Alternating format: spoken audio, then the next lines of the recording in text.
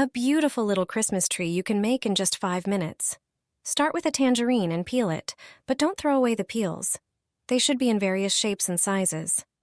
Place the peeled tangerine on a table and insert half of a skewer stick into it. This will be the tree's structure. Thread the tangerine peels onto the stick one by one, with the orange side facing up. Start with the largest pieces, arranging them all around the base. Gradually add smaller and smaller peels as you go up, shaping it into a tree. Add some character by using cloves to create eyes. Just push the cloves into the tangerine flesh. Once your tree is nearly finished, place a small ornament on the very top of the skewer as the tree topper. To give your tree more personality, use red, edible, or icing markers to draw a cheerful smile on the tangerine.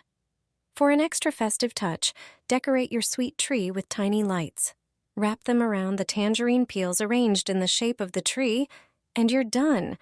The lights will brighten up this beautiful and literally sweet Christmas decoration. Kids will love this fun and quick project they can do with you.